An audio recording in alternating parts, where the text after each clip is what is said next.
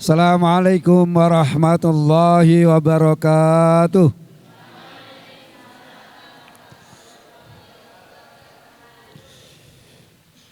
A'udzu billahi minasyaitonir rajim. Bismillahirrahmanirrahim. Alhamdulillahi rabbil alamin.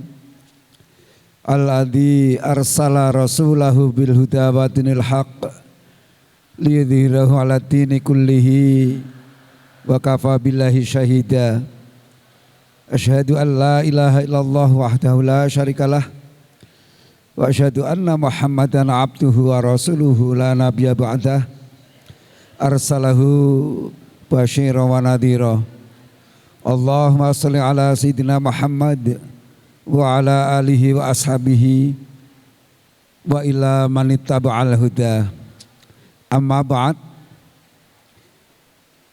Pimpinan daerah Muhammadiyah Kota Magelang, segenap pimpinan cabang Muhammadiyah di Kota Magelang, Utara, Tengah, dan Selatan, serta para pimpinan AUM dalam lingkup pimpinan daerah Muhammadiyah Kota Magelang yang dihormati oleh Allah, segenap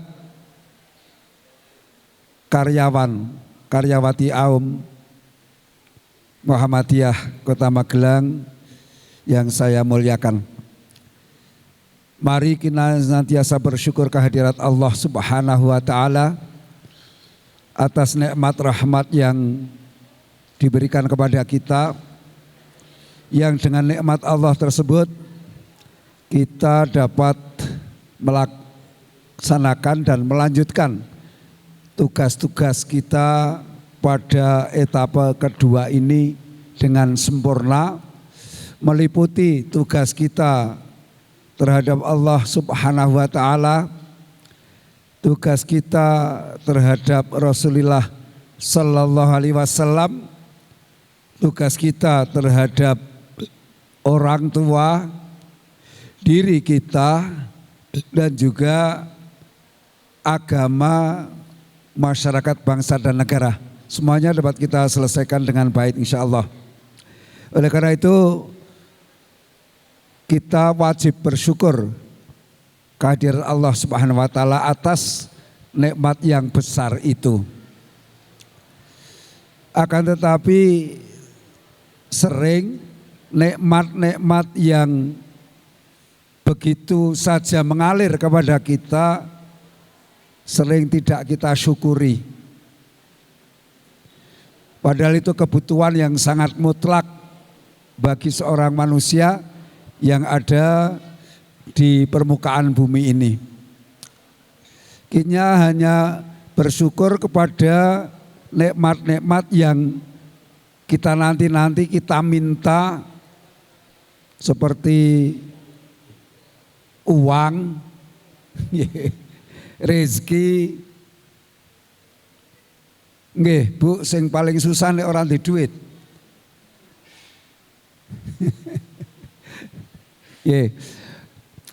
Ibu-ibu yang ada di sebelah sini tolong geser mriki mawon, Bu. Yang di sebelah. Nggih, saya mohon. Mari kita agak disiplin. Sudah sangat saya hargai. Untung tidak absen juk bolos. Ya. Apa ngenteni di absen karo Israel? Mari silakan ibu-ibu.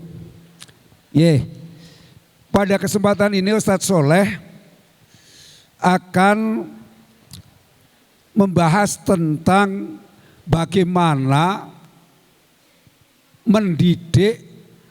Saat ini paling besar tenaga pendidik, nggih. Tenaga pendidik dan kependidikan. Di tengerai akhir-akhir ini dalam hal membentuk adab peserta didik kita mengalami kesulitan. Bahkan banyak anak-anak yang nilai akademiknya bagus tetapi adabnya yang belum sempurna. Hatta yang disebut di sekolah-sekolah Muhammadiyah.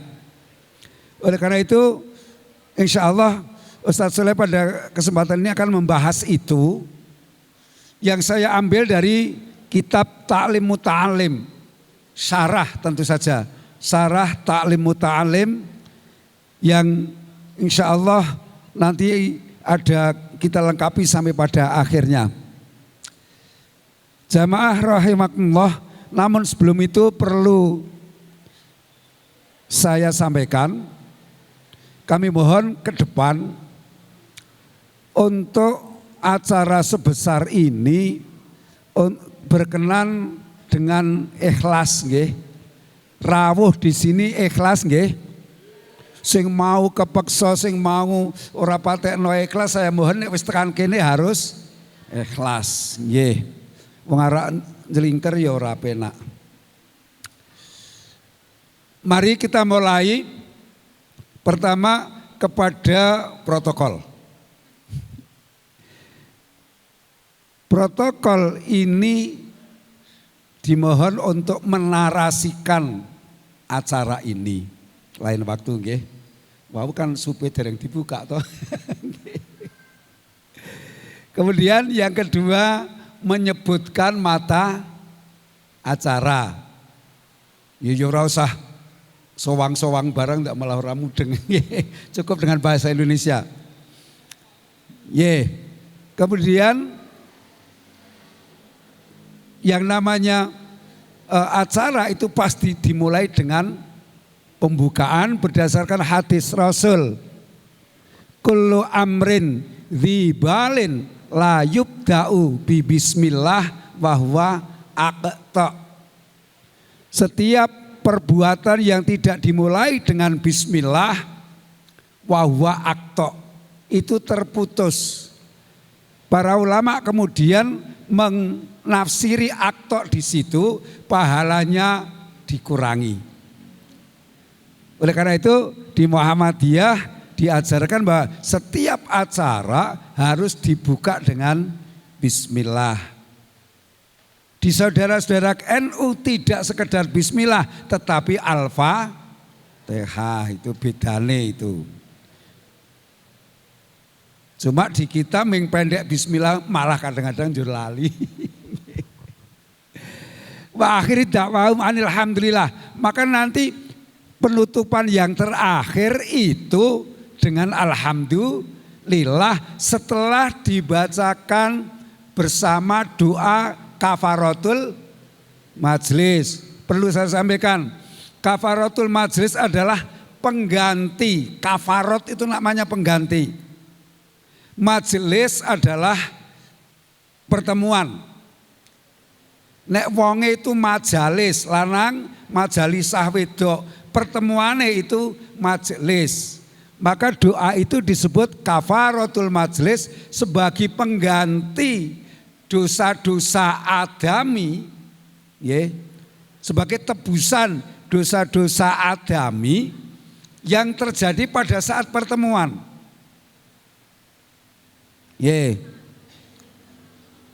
Apa di pertemuan tidak ada dosa? Ada. Dosa itu wong mudah. Sing gegasiken yo getun kok ndadak gasik-gasik. Wis grenengan karo panitiane. Sing telat yo getun, wah njuk orang ngrungokake lengkap ngono. Ning ketoke ora ono.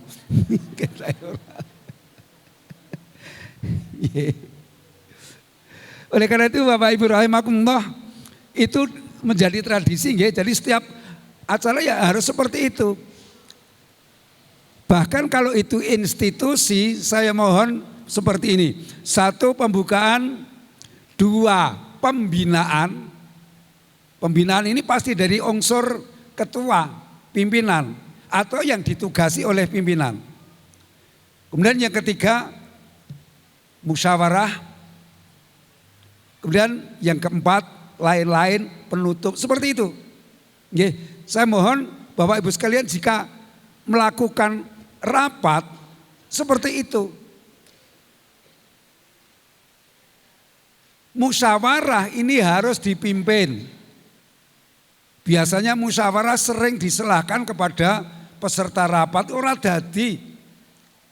Harus dipandu baik oleh ketua sendiri atau yang ditugasi sebagai moderator. Ngono ana sing padu priye di musyawarah itu. Tetapi bagi ketua, rapat itu adalah formalitas. Ia sudah harus memiliki agenda apa yang akan dicapai dengan rapat ini. Bagi ketua tidak boleh belangko. Bab lagune wong Indonesia kene jai rapat itu kosong. Gonjur tekan gon usul-usul ngono ki sak munin-munine kae. Makanya ketika sudah diflorkan monggo bagaimana kemudian pimpinan iki kok angel disimpulke. Nah, oleh karena itu kemudian pimpinan nek ngene iki priye. Jangan sampai pimpinan atau ketua atau kepala itu ikut pusing di situ. Oleh karena itu Bapak Ibu rahimakumullah, dalam sistem organizing system yang modern itu kepala ini kalau menurut Mbah Soleh itu yang menentukan sapa to sing arep tak tunjuk jadi sekretaris, sapa sing arep tak tunjuk dari bendahara, siapa yang nanti akan kita tunjuk sebagai humas dan sebagainya dan sebagainya. Jangan sekali-kali milih sekretaris ke wong sing kokean omong. Ora rampung gaweane. Karena apa Bapak Ibu? Wong sing kokean omong seperti Ustadz ini itu arep mengerjakan sekretariat wis ana wong aja omong-omongan ora sida rampung. Padahal nuwun sewu maaf. Di sistem organisasi modern itu roh organisasi itu sekretaris, dieling-eling. Makanya Bapak Ibu yang punya kedudukan sebagai kepala sekolah, tolong amati betul sapa sing qualified untuk pegang posisi sekretaris. Saya ingatkan, roh organisasi itu sekretaris. Ketua atau kepala itu sebagai konseptor saja dan legitimator, pengambil keputusan terakhir. Oleh karena itu kalau di musyawarah itu diserahkan kepada peserta rapat, itu ra iso nyatet sekretaris. Wes ubeng-ubengan 1 jam lah ora oleh apa-apa sing kena dicatet. Itu Bapak Ibu rahimakumullah. Monggo bagi Bapak Ibu yang pegang posisi tertentu, lihatlah sekretaris itu yang qualified siapa. Wonge menengan tur untuk sekarang harus menguasai IT. Kepala rapopo raiso laptop rapopo, tapi sekretaris harus menguasai itu. Ono sekretaris kok gaptek payah itu radati. Kepala tinggal, tolong sekretaris konsepkan bahwa minggu ini harus ada rapat. Kapan waktunya, undangannya bagaimana, adalah sekretaris itu. Kemudian bendahara. Panjenengan kalau milih bendahara hendaklah wong sing bakhil.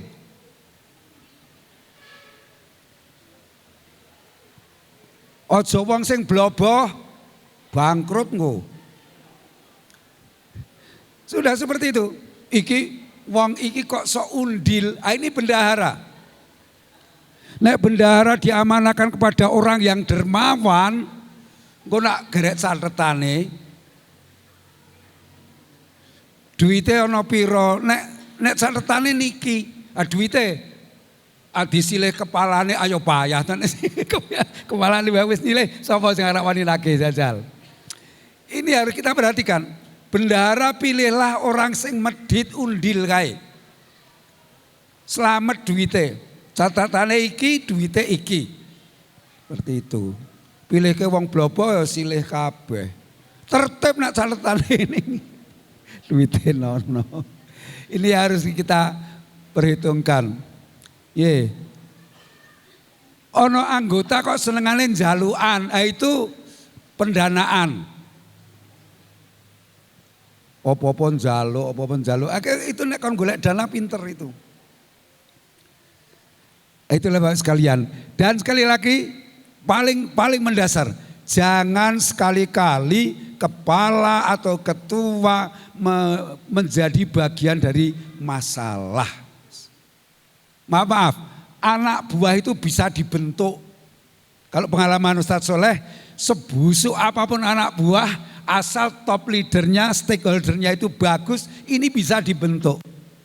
Ini nek sing elek ke kepala nih, sak bentuk priye. Tuh, nggih. Oleh karena itu mohon untuk bisa diperhatikan karena roh organisasi sekali lagi ada di sekretaris. Oleh karena itu sekretaris bisa 2 bisa 3 orang. Jamaah rahimakumullah, sebagaimana yang tadi Ustaz sampaikan,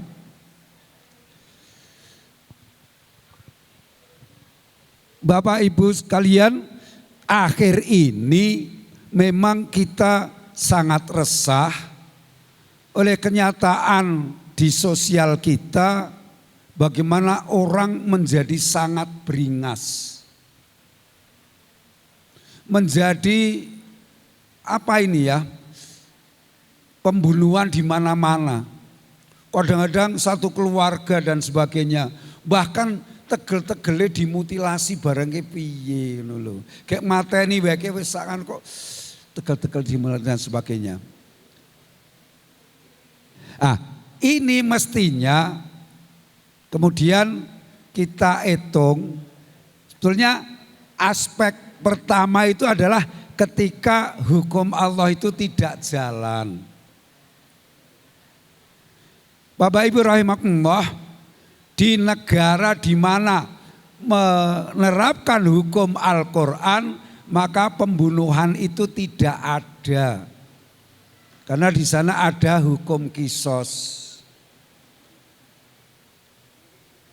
Kisos dilakukan manakala dieksekusi, manakala ketika si pembunuh itu terakhir mohon ampun maaf pada keluarga terbunuh tidak diberi maaf, maka eksekusi dilakukan. Khusus untuk di Arab Saudi masih dengan dipenggal. Katanya tidak manusiawi. Tetapi yang tidak kemudian menerapkan hukum Islam dihukum 4-5 tahun metu yo mateni wong meneh itu. Njur priye, makanya walakum dan untuk kamu semua kisosun. Fil kisosi, dalam hukum kisos itu ada hayatun, rahasia hidup.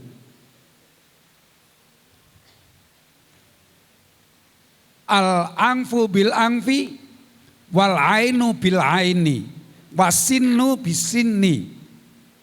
Kisos itu hidung dengan hidung, mata dengan mata, gigi dengan gigi, dibalas. Maka orang akan mencelakai orang lain itu mesti mikir itu kalau pakai hukum kisos. Tetapi di negara kita yang katanya menjunjung HAM, nggak mau pakai hukum Al-Quran itu, kemudian yang terjadi orang saling pembunuhan terjadi di mana-mana. Itu bagi Bapak Ibu kita yang ada di lembaga pendidikan di bawah Persyarikatan Muhammadiyah yang ada di Indonesia, makanya hukum Allah itu tetap harus dipahami, dipahami. Dan kita juga tidak akan melanggar hukum Indonesia. Seperti itu. Akan tetapi kemudian di dalam menyusun nizamnya begini. Saya akan mempertimbangkan, mengutamakan hukum Allah. Tetapi saya juga tidak akan melanggar hukum positif Indonesia. Sudah begitu saja. Bapak Ibu rahimakumullah, mohon maaf ini di lembaga Islam loh ini. Hukum positif Indonesia tidak punya civil efek akhirat. Tapi pelanggaran hukum syariat itu sampai di akhirat. Makanya ketika kita tidak membunuh, karena saya tahu beratnya hukum kisos. Ngoten niku carane menyusun seperti itu. Bukan karena saya takut dengan kuhab. Mudeng nggih? Jika kita kemudian tidak mempertimbangkan sama sekali dengan hukum Allah dan ambil hukum yang selain Allah, punya civil effect di sana. Kita disebut mulhid, yaitu orang Islam yang tidak mau, tidak suka dengan hukum Islam. Oleh karena itu, Bapak Ibu rahimakumullah, beneran harus tahu kita ada di Persyarikatan Islam Muhammadiyah, harus tahu saya tetap mengutamakan hukum Allah. Meskipun saya tidak akan melanggar hukum positif Indonesia, caranya ngono kuwi juga dadi slamet. Jangan kemudian sudahlah pakai hukum ini, Islam nggak sah, jangan itu, kamu kena besok. Mudeng Bapak Ibu.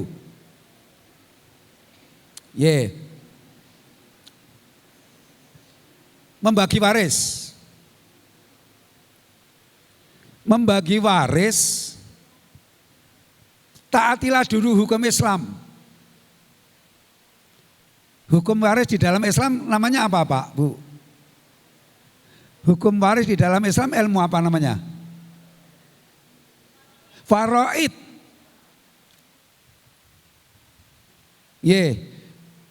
Sepintas tidak adil. Karena Allah mengatakan lidzakari mithlu hadzil unthayain. Untuk anak laki-laki sama dengan bagian dua anak perempuan. Dalam bahasa leluhur kita wong Jawa, gendong karo mikul. Adil apa tidak itu? Kalau ada satu anak laki-laki, satu anak perempuan, maka harta waris itu dijadikan 3 bagian. 2 untuk anak laki-laki, 1 untuk anak perempuan. Adil mboten niku? Nah, di sini sering kita wong Islam ora seneng dengan hukum Allah itu. Padahal di ayat tentang faraid ini ada tantangan, in kuntum tu'minuna billah wal yaumil akhir. Jika Anda beriman kepada Allah dan hari akhir, pakai ini. Nah, ini mesti ibu-ibu ora setuju niku. Bapak-bapak pol setuju nih. Bapak Ibu rahimakumullah, makanya nanti kembali kepada adab yang nanti barangkali sedikit akan kita bahas itu. Saya ingatkan Bapak Ibu rahimakumullah, untuk bisa selamat menurut faraid laki-laki 2, perempuan 1. Menurut hukum positif negara dibagi rata. Kemudian panjenengan milih pakai hukum positif negara, kena hukum akhirat nanti.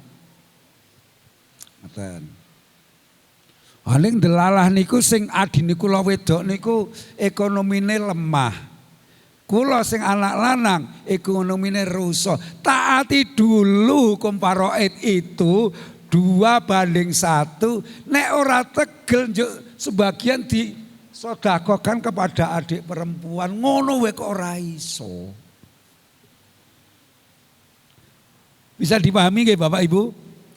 Ini Ustaz Soleh berusaha mengkonstruk bagaimana kita sebagai Muslim yang punya ikatan kuat dengan syariat Islam, tapi kita hidup di negara Indonesia. Kan belum terbongkar. Orang Indonesia sering tidak mampu untuk melihat esensi dari yang tersurat, ada yang tersirat. Bapak Ibu rahimakumullah. Kenapa laki-laki kok 2? ia bertanggung jawab untuk menafkahi orang tua. Sedangkan anak perempuan tidak. Wong ibu-ibu ini kerja kemudian hasil kerjane panjenengan nggo seneng dhewe wae ora dosa kok nek tegel. Karena di dalam Islam yang wajib mencari nafkah adalah suami. Istri boleh bekerja atas izin suami. Kalau tidak izin ya jangan. Itu. Satu. Jadi makanya Gusti Rasul paling dawuh al-waladu anak laki-laki itu ibnu ummihi, tetap anak ibunya. Maksudnya anak laki-laki itu bertanggung jawab untuk memberikan nafkah kepada orang tuanya. Sedangkan anak perempuan tidak, Bapak Ibu rahimakumullah. Oleh karena itu Bapak Ibu, ibu-ibu khususnya, panjenengan harus berdamai. Berdamai dengan mertua. Karena suami Anda itu tidak sekedar mencintai Anda, tetapi juga harus menyayangi ibunya. Ini harus berdamai. Tuh. Jadi berat anak laki-laki. Yang kedua, jika suatu saat saudara perempuan itu ditalak oleh suaminya, difirqah, dicerai oleh suaminya, kembalilah ke saudara laki-laki. Itu tanggung jawabnya. Jadi berat untuk lanangan kuwi. Makanya Ustadz Soleh itu ngingu bebek. Tuh, bebek 10 lanangnya 1. Setiap saya beri makan, ini jantannya itu enggak mau makan sebelum perempuannya betinanya itu makan semua. Bebek kue. Kok uang kalah karo bebek. Gandeng. Ustadz Soleh ini juga orang pensiunan. Itu ya gaji pensiun saya serahkan biangane kuwi. Silakan di manage, meskipun istri saya juga bekerja. Tapi ini yang kamu manfaatkan, hasilmu terserah untuk kamu. Ning nyong ya cukup itu udut, mosok ora tukae udut.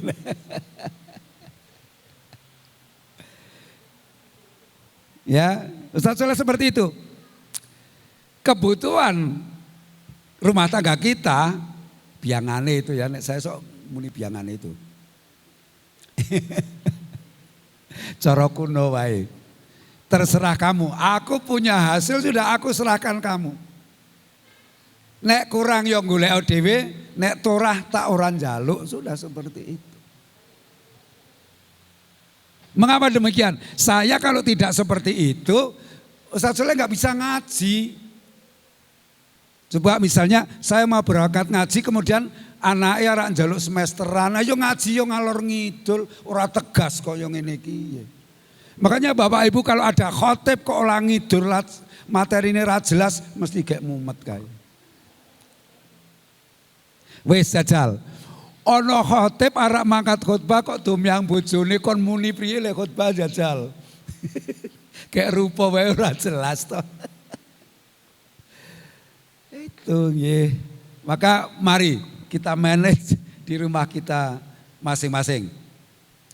Itulah, jadi itu rahasia kenapa Allah menentukan bahwa untuk anak laki-laki 2, anak perempuan 1. Nek urung iso ngono kuwi, taati dulu faraid.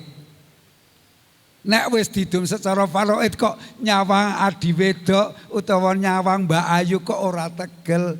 Wis iki saiki tak paro. Ndak apa-apa Bapak Ibu, tetapi taati dulu faraidnya.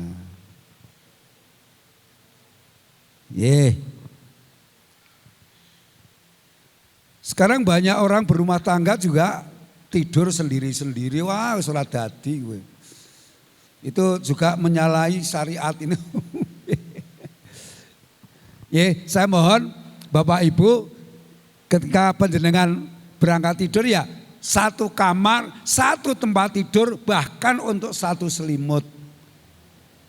Itu dawuh Kanjeng Nabi. Karena apa? Ada urutannya nanti. Jika istri melakukan pelanggaran, ada urutannya. Yang pertama, faiduhunna, dinasehati. Jika masih melanggar terus, maka wahjuruhunna, dipisah tidur.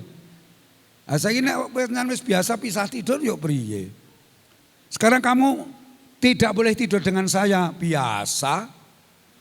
Surat hati. Oleh karena itu nggih Bapak Ibu nggih, monggo di rumah tangga kita servis sebagaimana aturan Rasulullah Shallallahu Alaihi Wasallam. Saya yakin jika seorang Muslim itu mentaati syariat Allah, ia akan lebih baik daripada sekedar orang mentaati Pancasila dan UUD 45. Karena Pancasila UUD 45 satu peraturan yang disepakati bersama, tidak punya civil effect surga dan neraka. Tetapi syariat Allah jika kita tidak mau, maka punya civil effect sampai di sana. Itulah Muhammadiyah harus paham seperti itu.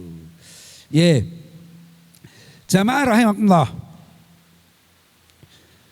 Bagaimana menyelenggarakan tarbiyah? Tarbiyah itu atau kemudian kita maknani pendidikan, yaitu diambil dari kata-kata Rabbun.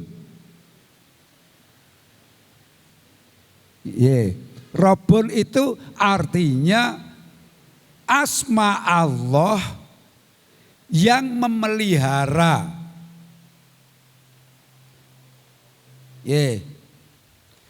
Ilahun itu asma Allah di mana kita menyembah.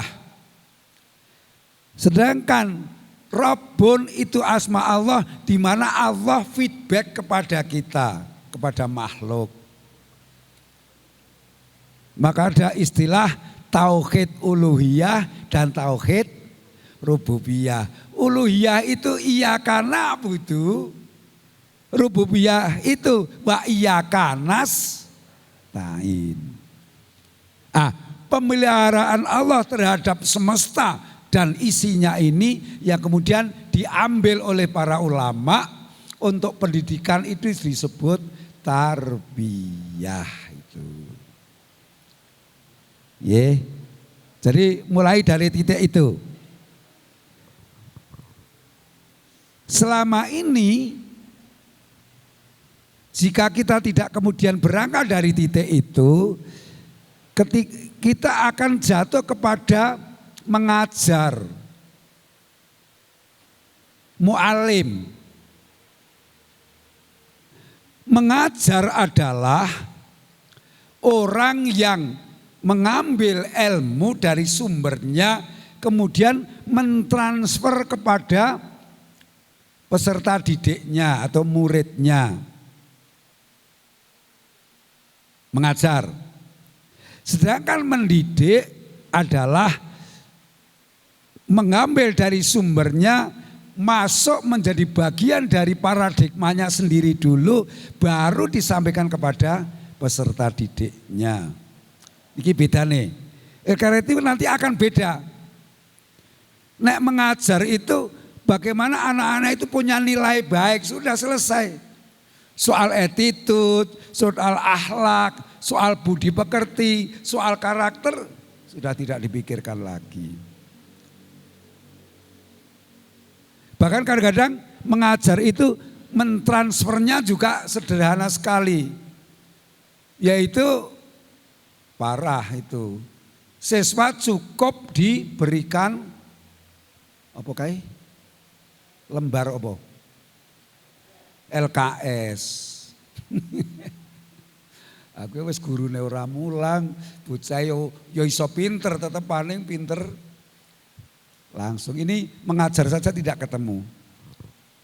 Oleh karena itu mari Bapak Ibu sekalian, rubah paradigma berpikir kita di dalam melaksanakan tugas sebagai pendidik ini betul-betul sebagai murabbi, orang yang mendidik, tidak mengajar. Oleh karena itu tidak sekedar bagaimana transfer ilmu yang kita sampaikan kepada mereka itu sampai, akan tetapi anak itu juga maujud sebagai pribadi yang utuh. Hatta yakuna hudwan nafi'an li ashabihi.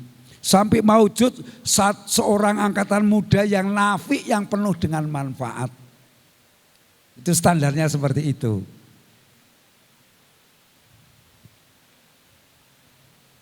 Nah, monggo nanti priye itu Bapak Ibu sendiri yang punya sistem. Dan jika kemudian canangan sistem itu memang dicanangkan oleh pimpinan, maka insya Allah akan terwujud itu. Jamaah rahimakumullah, di sekolah-sekolah sering gagal untuk membentuk karakter, untuk menanamkan attitude kepada peserta didik. Tapi lihatlah di pondok-pondok pesantren sangat berhasil.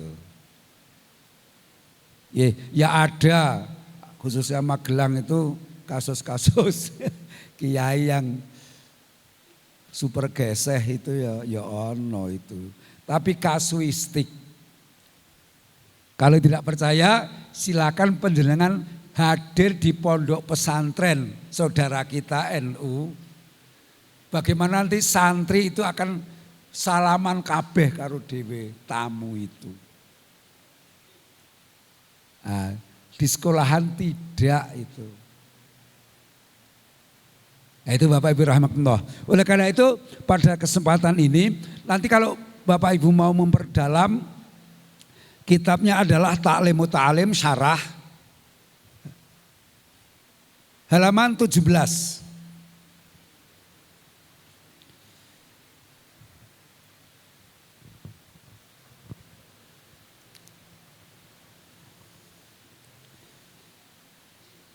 Fadhahara min hadza anna ta'zimu wal ikramu lil ulama'i amarun makbulun wa mufidun limithli hadhil faidah. Dan jelas, nadhara itu jelas bahwa takzim dan juga yukrim wal ikram lil ulama'i atau lil ustadi itu adalah makbulun mufidun li ilmihi. Saya ulangi, Bapak Ibu rahimakumullah, bahwa takzim seorang peserta didik, seorang murid, seorang santri kepada pendidiknya dan memuliakannya itu sangat berpengaruh terhadap hasil pendidikan itu. Oleh karena itu Bapak Ibu rahimakumullah, monggo nanti di sekolah-sekolah panjenengan terapkan saja bagaimana melatih anak didik kita itu menghormati gurunya. Pasang betul, meskipun saiki yo angel itu. Hari ini pas donggo setan gepeng kuwi lho. Wah, ajaran Ustadz HP jan mandi tenan. Aduh, maka cara hakim disebut setan gepeng.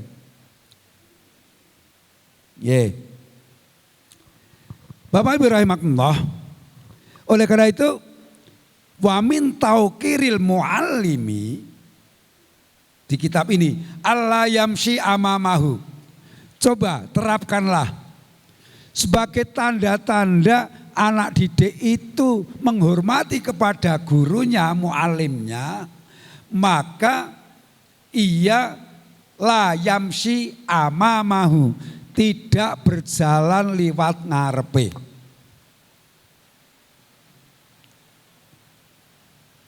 Jajal dipasang di sekolahan itu. Bocah iku ora mlaku liwat ngarepe. Kepeksa liwat mlaku ngarepe itu juga membungkuk. Wah wis angel kok ngono kuwi. Sekarang ini nyebut Pak Guru wae ora gelem kok. Pak Harto ajeng teng pundi? Karo gurune kuwi. Nah, oleh karena itu insya Allah kalau memang kita pasang di lembaga pendidikan kita itu seperti itu akan berhasil insya Allah. Dan Bapak Ibu rahimakumullah nanti akan signifikan terhadap pengaruh keberhasilan pendidikan itu. Ustaz Soleh pernah melakukan penelitian ini dan ini real. Di tempat saya itu ada pondok tahfidz sing bocah iki mengapalake Quran wae dan mentaati aturan-aturan ma'had itu. Njur ora tahu belajar nong SMP. Bareng ujian itu tetap apik kuwi karo sing diulang bendino. Nah, coba ini sangat tidak masuk akal tapi real itu.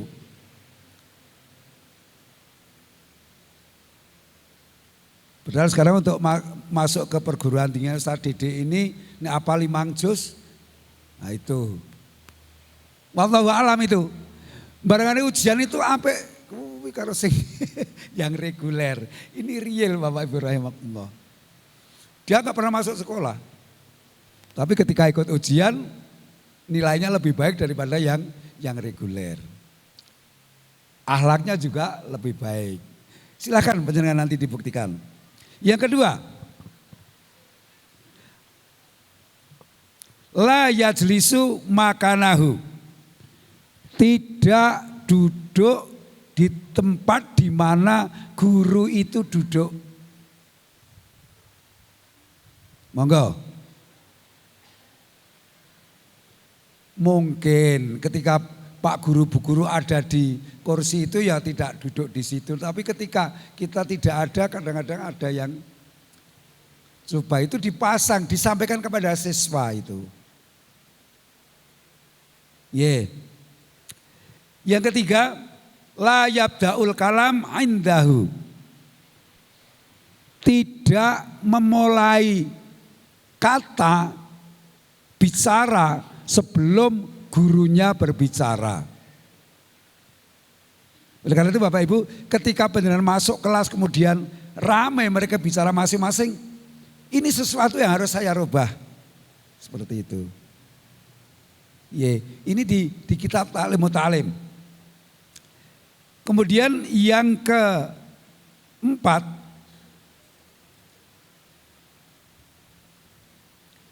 wala yuksirul kalam. Tidak banyak berbicara. Tuh. Dan khusus untuk ibu bapak guru yang ada di SMK, enten iki yang dari SMK. Saya mohon karena panjenengan di sekolah kejuruan, pelajari surah Yunus ayat 58. Ini kemarin juga saya sampaikan di Unimah ayat ini.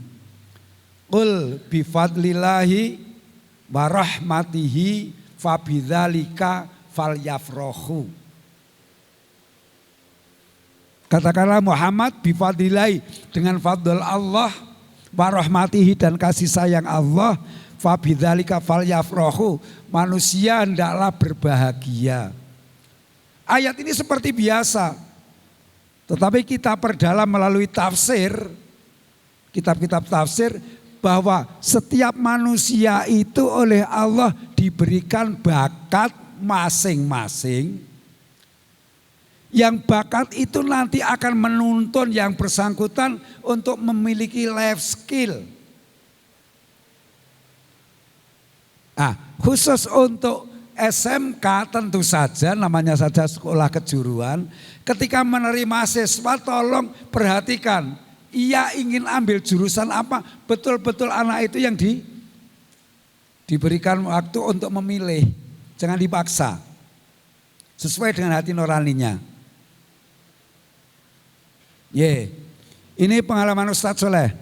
Khusus kepada ibu-ibu.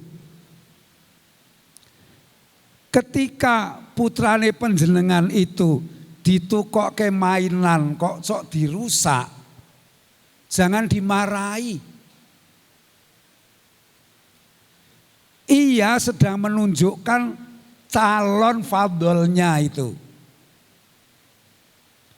Pengalaman Ustadz Soleh, 20 tahun yang lalu ada seseorang yang istrinya memarahi anaknya luar biasa karena saben jaluk dolanan itu dirusak. Terakhir itu ngerusak fan dan hair dryer. Ini Bapak Ibu rahimakumullah. Ustadz Soleh menjelaskan ayat ini. Kemudian bapaknya pulang, ibunya dikandani, ojo nyeneni anak sing bodoli. Ini tadi ngaji dengan Ustadz Soleh menjelaskan bahwa kadang-kadang anak yang merusak dolanane itu ia akan menjadi mekanik. Life skillnya. 20 tahun yang lalu Bapak Ibu rahimakumullah. Kemarin saya kuliah subuh, bapak ibunya itu menemui saya. Alhamdulillah Ustadz, dulu itu Ustadz ngaji seperti itu, anak saya kemudian tidak pernah saya marahi. Dan apa yang terjadi? Sekarang anaknya tersebut menjadi montir pesawat Garuda. Wow. Dewi kan senengannya jengkel, tukoke motor-motoran langsung dibejati. Padahal itu sedang menunjukkan, Mak, Pak, aku ini loh life skillnya yang dibawakan oleh Allah. Putrane dolanan cacing, wah ini ahli biologi, ngono le mikir kuwi. Malah diketel-ketel lah, ngonek cacingan kepriye tambani. Maka saya punya cucu itu udan-udanan luweh.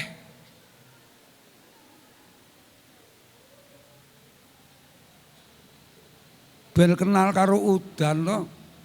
Oh saiki diketel-ketel oh alah wis benciriten wis. Coba monggolah dimatke wae putra wayahe jenengan dilihat ia sedang main apa, itulah yang itu. Ora kabeh domyang supaya tenan. Kemudian jamaah rahimakumullah yang nomor 5. Wala yadukul babu bal yasbir ala hatta yahruja. Bal yasbir hatta yahruja. Seorang peserta didik atau santri tidak boleh mengetuk pintu gurunya. Bal yasbir, tetapi sabar untuk tunggu sampai keluar. Nih, ini maksud Ustadz Soleh, saya kenalkan bagaimana sistem mengajar adab di pesantren itu yang menggunakan kitab yang sudah sepuh ini kitab yang dikarang 1000 tahun yang lalu, Ta'limut Ta'lim itu. Tidak mengetuk pintu tetapi ucapkan salam dan tunggu sampai keluar. La yadukul babu bal yasbir hatta yahruja. Yang keenam, yatlubu ridohu ai ridol ustad. Seorang santri itu harus mendapatkan ridho gurunya. Memang ada hadis ridhollah fi ridhol walidain. Tetapi ridho dan tidak ridho gurunya juga menentukan. Di kitab ini Bapak Ibu rahimakumullah, beneran kalau mau preso, kita sering memahami hadis-hadis riwayat Imam Bukhari. Adalah mudawinul hadis, perawi hadis nomor 1. Panjenengan mau preso 1000 tahun yang lalu, mohon maaf ini nggih, para perawi hadis ada Bukhari, Muslim, Nasai dan sebagainya, Abu Dawud dan sebagainya, itu mereka hidup sekitar 400 sampai 600 Hijriah. Sedangkan madhab yang 4, ada Imam Abu Hanifah, ada Imam Malik, Imam Syafi'i, Imam Ahmad, itu mereka hidup abad pertama sampai kedua. Jadi tua kuwi karo para perawi hadis. Nah, dulu ketika Imam Bukhari itu masuk ke pesantren, itu yang dia inginkan menjadi fuqaha, menjadi ahli fikih. Tapi syekhnya atau gurunya itu ndelok Imam Bukhari, kamu ndak bakat kalau ahli fikih. Sampai 3 bulan di situ baru disampaikan, saya lihat kamu bakatnya tidak di fikih, tapi kamu bakatnya di ilmu hadis. Sedangkan pesantrenku tidak mempelajari itu. Silahkan keluar dan ambil di pesantren yang lain. Apa jadinya? Apa yang diduga oleh Syekh itu, Syekh Izzuddin itu benar. Bukhari menjadi perawi hadis yang nomor 1, jajal itu. Inilah bagaimana seorang guru memahami peserta didiknya sampai sedalam itu. Itu. Makanya nek Ustadz Soleh itu nek ono bocah sing nakal, sing kandhanane angel, itu malah sok tak dadekke ketua kelas. Belum tentu lek nakal itu saking orang ngertine utawa kurang ngajare. Yang sering saya temukan anak yang super nakal itu karena ia punya power yang sangat tinggi, tidak tersalur. Biasanya rada bodoh. Dan golongannya darah ya O. Ku nek meh padha. Tapi Bapak Ibu, 8 dari 10 pemimpin dunia ini berdarah O. Tapi 8 dari 10 tukang becak juga berdarah O. Biasanya rada lamban nek kon mikir, nek mimpin pinter. Coba sudah dicoba itu. Dan ini pengalaman saya. Sebrengsek apapun siswa itu kon ngantem gurune ra gelem. Wah kowe wis entek nalare, tenan ngandani kowe wis entek nalare. Saya gentenan. Pak guru dantem bae, ora gelem tetepan. Ambak ana mburi ki ngene iki tetep ora gelem. Ya ditung, kok jebalane gelem ya ndoyong ya.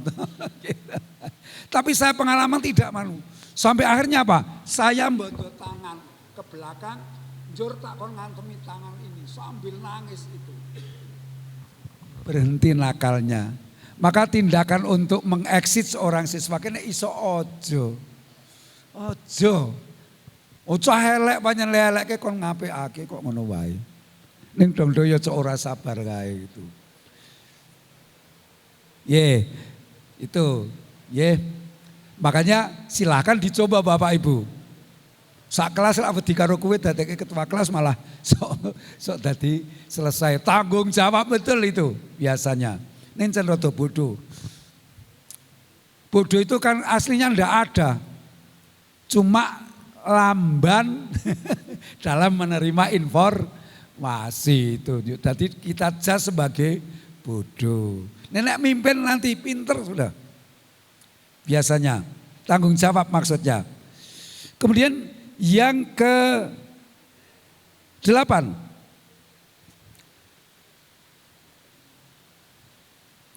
Wayum tatalu amrihi fi ghairi maksiatillahi ta'ala. Usahakan agar jika kita memberikan perintah memberikan advice itu yang jelas, terukur, ya. Jangan memberikan perintah kepada seorang siswa itu koyo-koyo. Apa meneh akeh nganune. Sik ketoke nganu Pak Guru ke ojo. Des jelas bahasanya. Itu. Sehingga ia akan mentaati perintah itu. Dan tidak usah berbanyak-banyak kata, tidak usah berbelit-belit. Tolong Ustadz ambilkan buku, sudah ngono kuwi.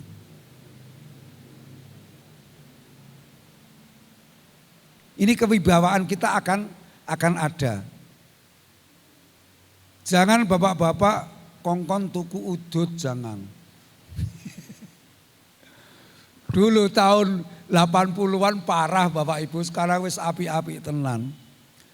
8 tahun 80-an itu SD SMP itu gurune kongkon tuku nomor. Parah zaman itu. Saiki ngono wis ora lah. Wah, Masya Allah. Mosok bocah kon nuku nomor. Ye. Cuma ya kecelek juga. Saya pernah ada anak membawa jago adonan itu loh. Arep nanti kok sore-sore nggawa jago ajeng adu to Pak Guru. Oh, kan enggak boleh. Ha nggih. Nek kok ngono kok tak laporke bapak lho. Aku lo kali bapak niku ha. Oh alah heeh ya wis aduh hormat nek kok ngono jane. Sudah, jangan ke anaknya. Besok kita kunjung. Ya aja ngono kuwi anake tak bisane apik malah sampean tak kon ngewangi niku Pak Guru. Wah, payah. Ye. Kemudian yang terakhir yang ke-9. Wa min tauqirihi tauqiru auladihi. Wa may yata'allaqu bihi. Di antara menghormati guru adalah menghormati anak-anaknya. Maksudnya kalau di sekolah suatu saat panjenengan membawa putrane atau wayahe itu anak-anak itu juga menghormati mereka sebagaimana menghormati kita. Itu di kitab ini seperti itu. Makanya monggo diuji coba juga tidak apa-apa. Bagaimana mereka juga menyayangi anak-anak dan cucu-cucu kita. Ya itulah jamaah rahmatullah sampai dengan 9. Insya Allah bisa dipasang pada kebijakan di sekolah panjenengan. Dan saya mohon untuk aplikatif. Jika nanti terjadi seperti itu insya Allah itu akan nyaman di kerja satuan kerja kita yang disebut sekolah itu. Ye. Dan sabare kudune sing ombu banget menghadapi anak-anak sekarang yang tidak disebut lagi generasi milenial tetapi apa? Gen Z atau generasi strawberry sing gampang bosok, kecocok dom sidik, paku sidik wae bosok itu. Aduh ini ya sudahlah. Itu yang masih bisa kita lakukan. Mudah-mudahan dengan standar bagaimana menyelenggarakan sistem tarbiyah di dalam Islam kemudian dapat menyelamatkan generasi masa depan kita. Amin ya rabbal alamin. Bapak Ibu rahimakumullah, moga kalau ada yang ingin bertanya silahkan. Tidak ada? Alhamdulillah. Iki nek ora mudeng ya mubeng wis ngono wae. Samohon Bapak Ibu rahimakumullah, silakan cintai satuan kerja panjenengan, cintai anak didik kita, cintai kebijakan-kebijakan yang kita sepakati. Insya Allah akan menjadi sangat profesional. Apalagi kita ditakdirkan sebagai guru adalah sesuai dengan fadl yang diberikan oleh Allah pada ayat Yunus 58 tadi. Amin ya Rabbal Alaminnya. Kurang lebihnya mohon maaf. Billahi taufiq wal hidayah. Assalamualaikum warahmatullahi wabarakatuh.